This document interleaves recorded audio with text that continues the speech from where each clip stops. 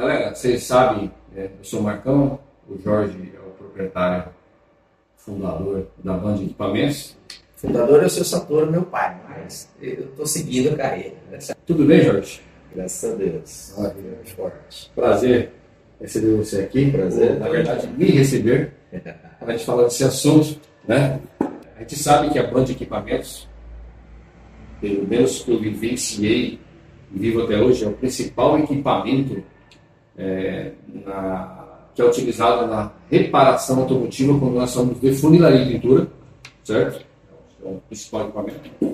Hoje eu vim aqui buscar um equipamento, comprar um equipamento seu, que é uma repuxadora elétrica. Primeiro porque eu gosto da marca e acredito no produto. E também é o motivo pelo qual nós estamos fazendo esse vídeo. Mas o que me chama a atenção é que eu trabalho com funilaria e pintura desde 86. Me formei no Senai, aprendi a profissão. E a primeira experiência que eu tive com a Band de Equipamentos foi em 1993. Se eu não me engano, foi numa oficina em São Bernardo. E a máquina ainda, eu acho que era uma máquina quase que caseira. Seu pai, Satoru, tinha criado essa máquina. A história que eu me lembro é que ele foi para o Japão ou para outro país. Ele viu essa ferramenta. Não sei se ele comprou uma, trouxe para o Brasil. E aí ele começou.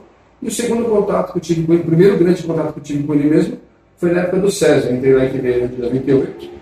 Tinha um laboratório, uma oficina modelo, era um centro de pesquisa que fazia reparação e validava as reparadoras, que são as concessionárias de oficinas. E eu vi que ele chegou lá com uma máquina dessa, que era uma Band, não sei se era uma Band de 200, uma Band de 100.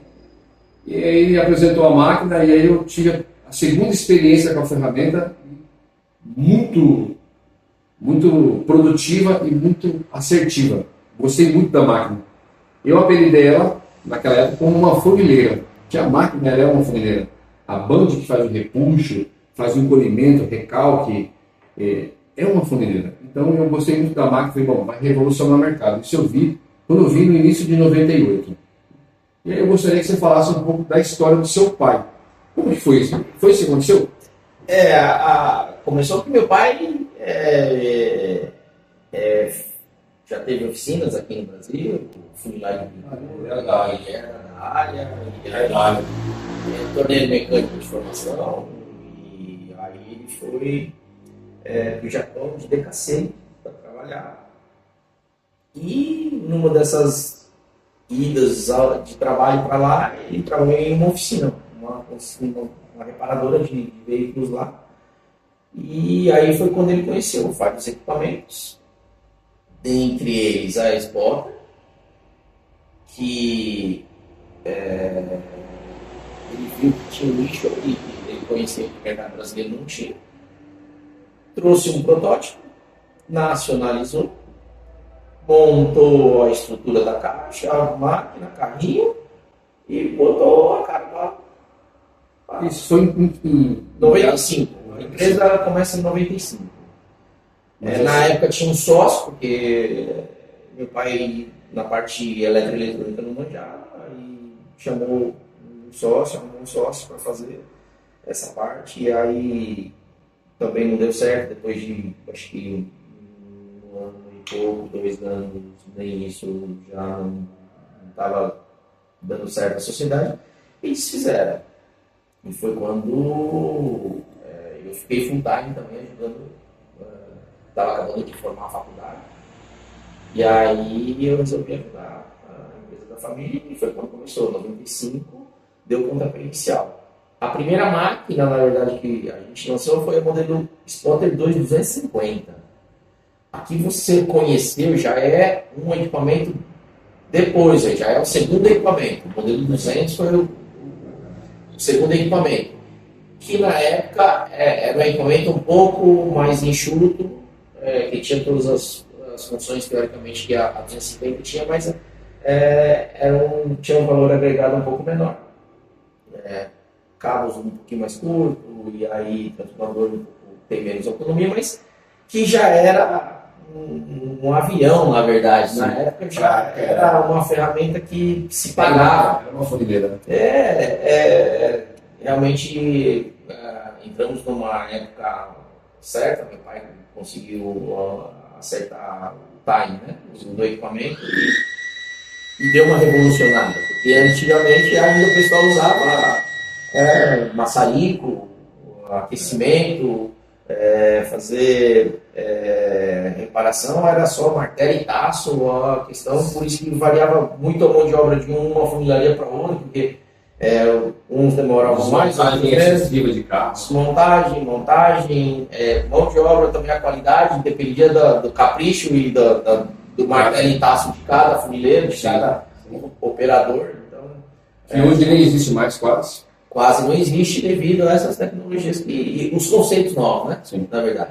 Porque a tecnologia, na verdade, sempre existiu, a questão foi só adaptar, né? Solda ponto, o disparo e a facilidade da marreta dinâmica e fazer a reparação e a economia de tempo, principalmente. E na época do SESV, a gente também, o SESV eu creio que começou um ano depois, final de 95, começo de 96, foi quando a gente também caminhou junto, a história nossa bem juntas, bem ligadas, a gente caminhou bastante, nos ajudou muito na época também, que o SESV foi uma revolução, principalmente para as seguradoras, que era uma bagunça o mercado, daí começou a se normatizar. Claro que nem tudo são flores, né? Porque hoje as oficinas... Tem muita gente que reclama, tem gente que sofre um pouco na questão financeira, porque olhando para os olhos de 95, 96, até a década de 2000 aí, as oficinas cobravam o que queriam, cada uma fazia o preço que queria, cobrava a peça do jeito que queria e não tinha uma regulamentação. Agora, pelo menos, tem um norte. Todo mundo tem um norte. Né?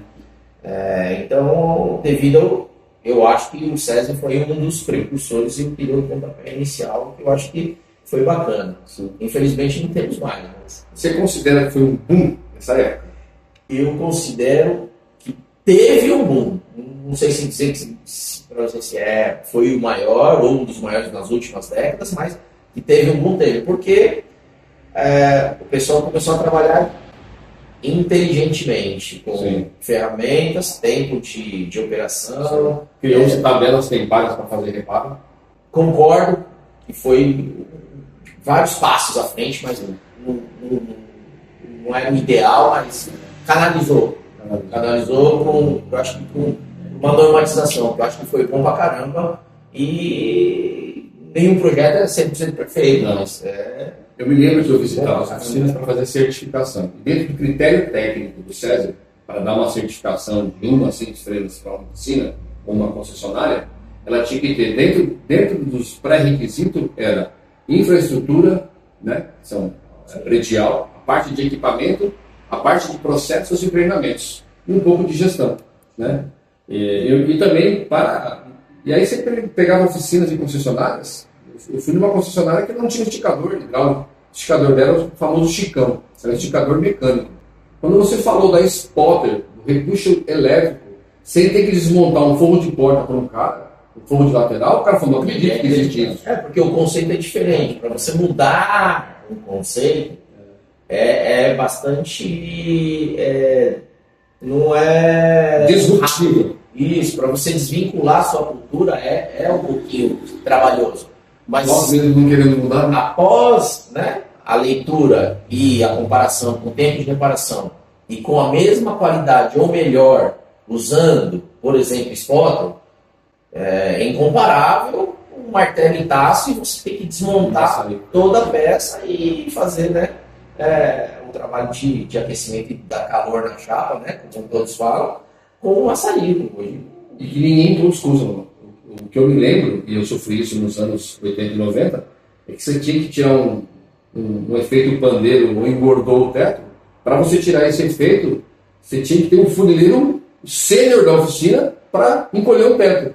Porque tinha cara que começava a dar calor no teto. E mais um olheiro embaixo com extintor para ver se não pegava fogo. Né? Tacava fora com o corrosão que aquilo propiciava. Né? Enfim, utilizava um recurso que, do que não ter, melhor mandar o maçarico lá, mas quando vê spotter, calorzinho localizado, 90% a menos de chance de pegar fogo, de incendiar, um operador somente.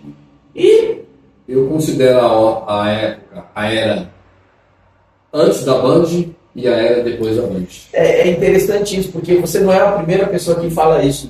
E muitos, principalmente dessa época, da época do SESV, época de novos equipamentos, mesa alinhadora, e que teve algumas evoluções boas no mercado de reparação.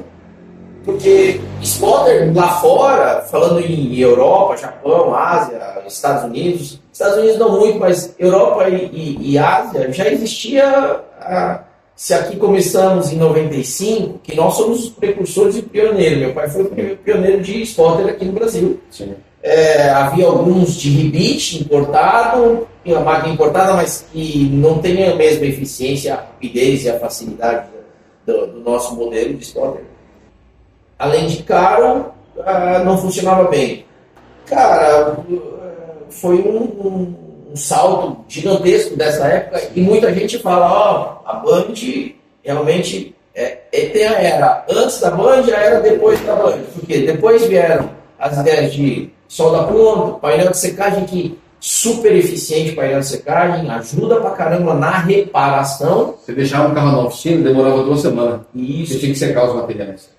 E também dependia do sol. Dependia do sol. Nem todos tinham. Hoje ainda a cabine de pintura, ainda para muitos é caro o valor, mas se paga. Assim, e pela qualidade de serviço que tem, você não depende de temperatura externa, Você tem um painel infravermelho que você aplica um primer, seca, cura muito rápido. Você faz serviço de pintura, né? Uma porta, um teto ou um capô em um dia. Antes você demorava pelo menos 3. Sim. Né? E isso você tem mais rotatividade O que eu me lembro é que lá no SESI a gente recebia todos os equipamentos que tinham no mundo. Chegava a custar 200 mil euros. E aí eu tinha repuxadoras, que tinha integrada com solda ponta, com estação de soldagem, que não era tão eficiente e tão prática que nem a de vocês, que nem a da Band.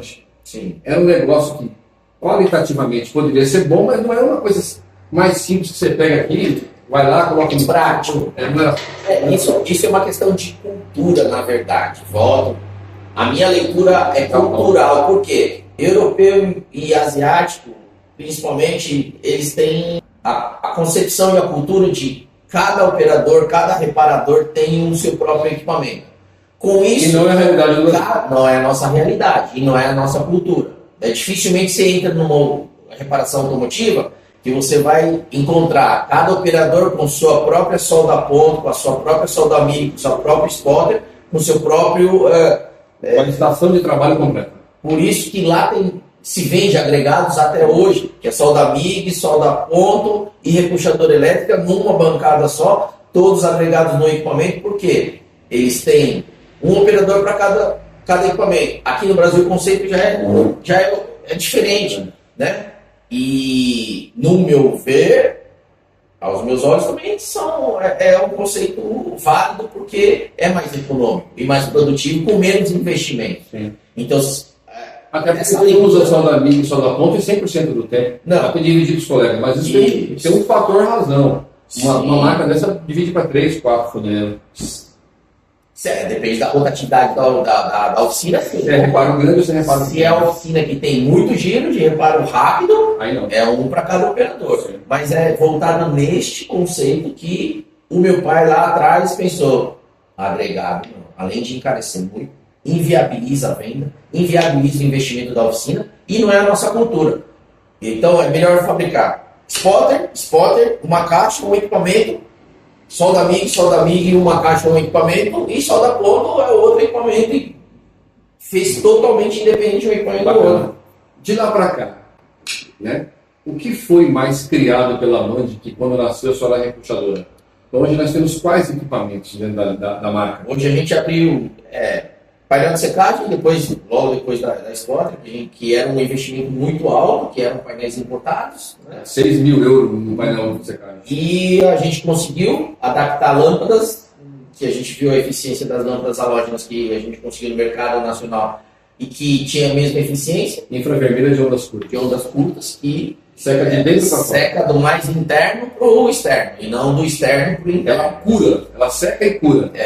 Só que daí depende também de alguns produtos e marcas, mas aí cada um consegue ter o feedback com o teste de erro e acerto. Sim. Consegue você ter um resultado muito positivo e muito mais rápido do que você esperar secar ou ter esperar São Pedro mandar sol aí lá no seu quintal para você secar. Então, voltando para os equipamentos, você tem aí repuxador elétrico. Hoje, repuxador elétrico, solda ponto, solda MIG. MIG, nós temos só a linha que é voltada para reparação automotiva. As Carbone e a nossa 230 também consegue soldar alumínio e inox, mas não é um público voltado para fazer isso na reparação, né? São monofásicas as nossas solda MIG e todos os nossos equipamentos são fabricados aqui na Band.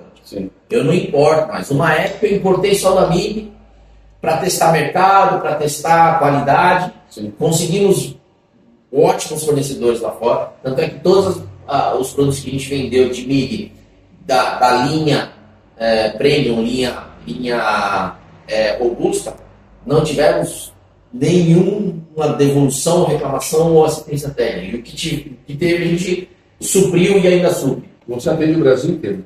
Brasil inteiro. Você trabalha com as lojas que nós representamos? Hoje nós temos representantes e lojistas no Brasil todo.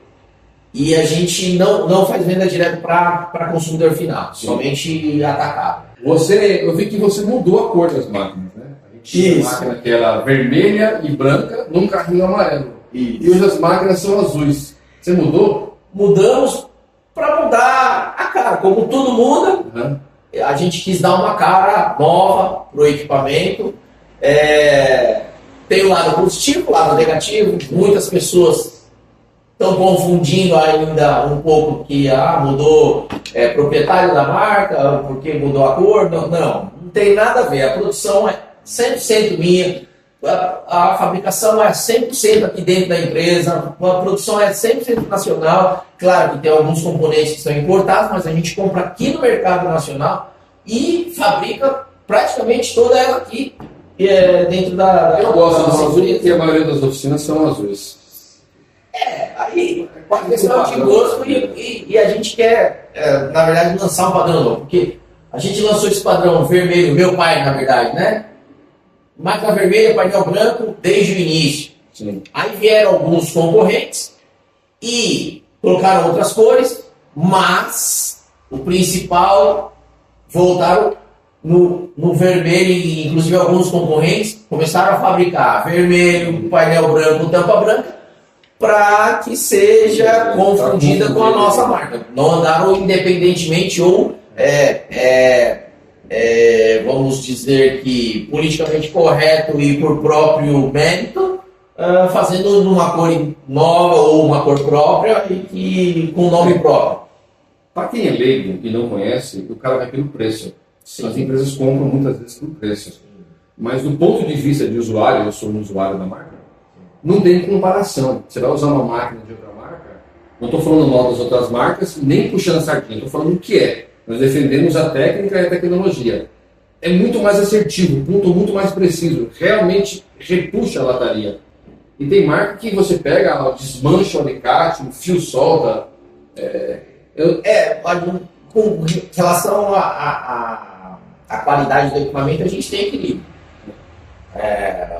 Até hoje a gente sempre fica testando antes de lançar o equipamento no mercado para testar qual é a qualidade mínima que esse equipamento oferece para os clientes, e isso envolve números de retorno de equipamentos para assistência técnica, a gente filtra quais placas que estão dando maior incidência de defeito, quais marcas de cabo, isso demanda um tempo, né? E testes. Porque tudo que é máquina tem... Você tem uma margem de ausência, você tem... meu retorno é 1%, 2%. Meu retorno não chega a ser 1% de assistência técnica, todos os nossos equipamentos que tem. Então, e quando tem um pouquinho mais de incidência, a gente tenta sanar, porque o nosso ideal aqui, desde o começo, isso daí, desde meu pai também foi um cara que sempre bateu nessa tecla equipamento quebrado não dá lucro nem para a empresa e nem para nós fabricantes. Então, o equipamento tem que estar funcionando no cliente. O nosso pós-venda não é perfeito, mas eu garanto para vocês que tem o nosso equipamento, que se vocês entrarem em contato comigo, aqui na empresa, ou qualquer outra nossa assistência técnica do Brasil todo, vocês terão assistência técnica do equipamento e deixará a máquina funcionando. Maravilha. Estamos entrando na era do alumínio. Você tem alguma coisa para alumínio na questão do puxo ou alguma coisa em projeto? Nós temos já projeto de spotter pronto para alumínio, porém, ainda não viabilizamos ela no mercado porque não vemos e não temos comprovação de que é um equipamento que o custo é alto e a demanda é baixa. Por quê?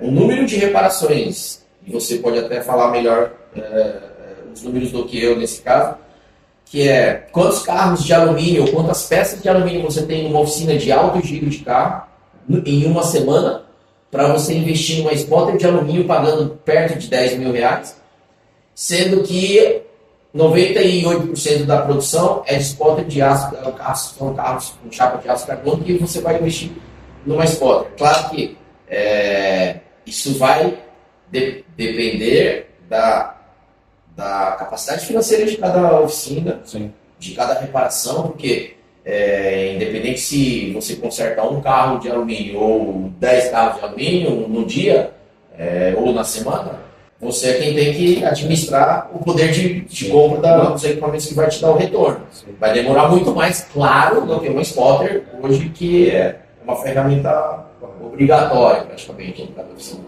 Carro totalmente de alumínio, talvez eu conte na palma de uma das mãos. Tem alguns carros, poucos, talvez 10%, que tenha, não chega a 10%, tem uma peça de alumínio, tipo um capô ou um paralama, né? E na maioria das vezes se troca, né? Porque são carros muito mais novos, carros mais caros, e que tendem a ter seguros. E o seguro, na maioria das vezes, troca a peça, principalmente quando é um capô. Então, o capô é uma peça problemática, ela sofre a ação do sol e sofre a ação do calor do motor. Então, se você der massa, por exemplo, num capô, você vai ter um problema. Então Normalmente são carros prêmios. E não não é um cliente que aceita com facilidade alguns defeitos primários. Então, tem escalabilidade ainda. Os conceitos de reparação não está só no alumínio. Eu vejo que tem várias variáveis que você tem que estudar hoje no nosso mercado brasileiro. Então tem custo do ferramental. Você vai reparar, por exemplo, um paralama, não vamos falar nem de capô, um paralama de alumínio, que são alguns carros específicos, e que um carro que tem paralama de alumínio já tem um valor agregado que não é popular. Então é um cliente já elitizado. Você tendo um carro elitizado, um paralama de alumínio, se tem uma reparação, eu estou falando você como proprietário de um carro desse, vai lá um motociclista, bate, arranha o paralama. Você vai encostar na credenciada da sua seguradora e vai falar assim: eu quero que repare meu paralama. O seguro cobre. Você vai pagar a franquia, que não deve ser barato, desse carro prêmio que você tem. E o dono da oficina vai falar: para consertar este paralama, eu vou ter X horas de mão de obra, que custa X valor, mais X hora do equipamento que eu vou usar, mais a matéria-prima, mais a repintura. Troca a peça. Qual é o valor dessa peça trocada?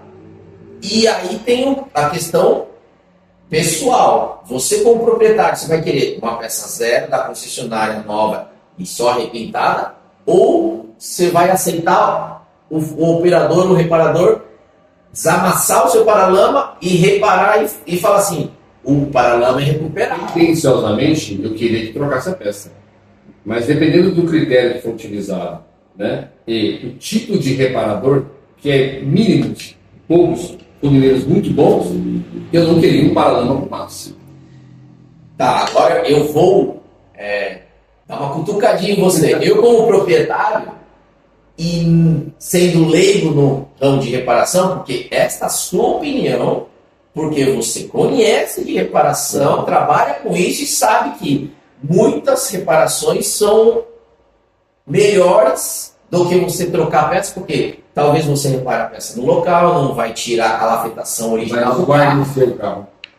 Uma pessoa que tem um carro premium, que trabalha no escritório de advocacia, que não tem nenhuma familiaridade, não sabe nem o que é bobina, nem carburador, o que é injeção de carro, vai chegar para a oficina e vai falar o quê? É novo. É o que eu faria. E é o que a maioria faz. Então, tem essa divergência que você ainda tem que brigar, né? Então, é uma cultura um pouquinho a ser vencida. Então, a ser vencida, e que você tem que provar que a reparação, principalmente para a seguradora que vai te pagar, que a reparação é mais viável do que a troca da peça. Tanto para a oficina como para quem está fornecendo a peça ou para quem está recebendo esse tipo de reparação. E ainda a gente não tem um cliente que vai na oficina para explicar para ele: ó, seu Joaquim, o seu João, a gente não vai tirar a lateral do seu carro, vamos tirar os pontos original de fábrica, não desguarnecer, tirar o vidro colado. Ainda a gente não tem esse contato, hoje está muito no automático, né? Está muito no celular. Muitos confiam, muitos não. Os que não confiam vai mandar, mas o pessoal de público que tem um carro prêmio dificilmente vai questionar. Eles vai querer, eu quero novo. Troque, se não ficar do meu gosto, eu mando trocar de novo. Sim. É isso que eu acho que a grande maioria pensa.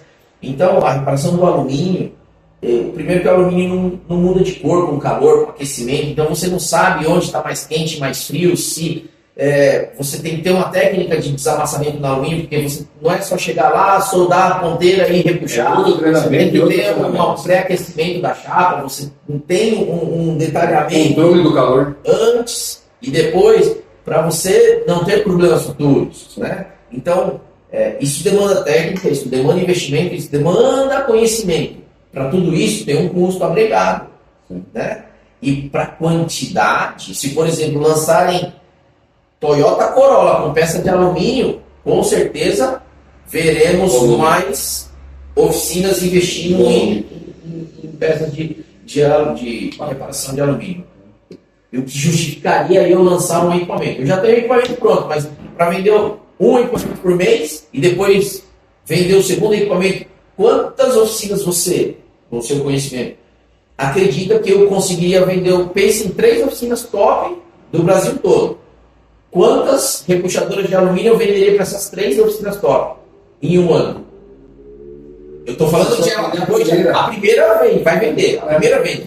E depois? Você vai vender para um calor da vida, você vai vender para tudo bem. Você vai vender para uma spot, a primeira. E a segunda? Quantas oficinas hoje, você pode até estender uma lista aqui com o caderno, que você conhece que tem mais de 3 spotters dentro da oficina? Sim. Eu posso considerar que quase todas. Por isso, ao invés de vender uma spotter de alumínio a R$4.000, eu tenho que vender a 10 porque o meu investimento demanda investimento. Você tem alguma curiosidade, uma história, alguma novidade, um lançamento que você quer falar? Alguma coisa que já está no forno? Então, o que está no nosso forno é a modernização da refrigeração da Banho 18, que a gente tem algumas oficinas que demandam um pouquinho mais de refrigeração e daí a gente tem melhor qualidade. Temos alguns outros projetinhos de soldador de para-choque, que não está concluso ainda, e algumas melhorias na nossa spotter que a gente quer atingir, principalmente esse público que tem oficinas que não pensam somente no valor inicial de pagamento na máquina.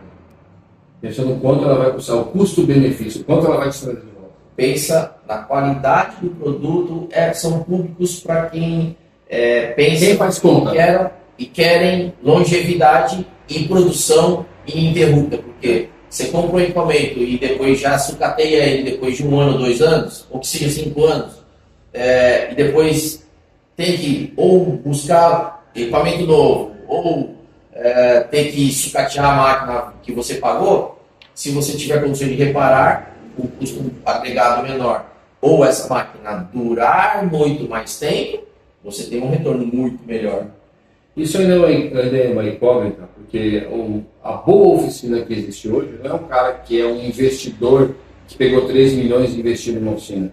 A boa oficina é aquele reparador que veio desde o início reparando, aprendendo, e hoje ele criou uma empresa grande e que ainda precisa de muitas estratégias de gestão. Sim. Então, e também administração, fazer contas, que ainda não é a maioria. Quem está nesse nível pensa diferente, compra na hora. Mas os pequenininhos ainda pensam muito pequeno ainda. Mas para quem trabalhou com máquinas dos nossos concorrentes e trabalhou com a nossa máquina, normalmente nós temos uma vantagem. Sim. E isso eu não preciso ficar falando. Não, é praticidade, não é falar mal dos meus concorrentes, mas é que a nossa máquina, que a gente vê na prática, é que ainda a gente tem uma qualidade e uma produtividade e um pós-venda que ainda agrega muito valor. E ainda é assim também. E você consegue ter um resultado muito satisfatório. Bom, nós temos nossos compromissos, nosso dia a dia, né? Mas é conversar um grande prazer estar aqui falando um pouco da nossa história e do nosso pouco conhecimento no mercado de reparação. E muito bom. Estamos abertos para qualquer dúvidas ou sugestões, críticas. As portas sempre estão abertas. Maravilha. Como especialista, como técnico, como usuário, eu gosto do produto, gosto da marca. Sempre vou usar, sempre falarei, falo, defendo, porque vocês veem no meu canal, eu não fico puxando a sardinha para quem não tem qualidade, eu puxo sardinha para quem tem qualidade. Mas a gente conseguiu essa qualidade também porque a gente recebe reclamações. Sim. E aí a pessoa vai... É a retroalimentação. É isso aí. Bacana. Se você gostou, a gente vai produzir mais materiais, vamos falar de cabine de pintura, de outros assuntos dentro da funilaria de pintura. Se inscreve, curte, compartilha, vem com o Marcão, vem com o Jorge e vem com a Band. Valeu.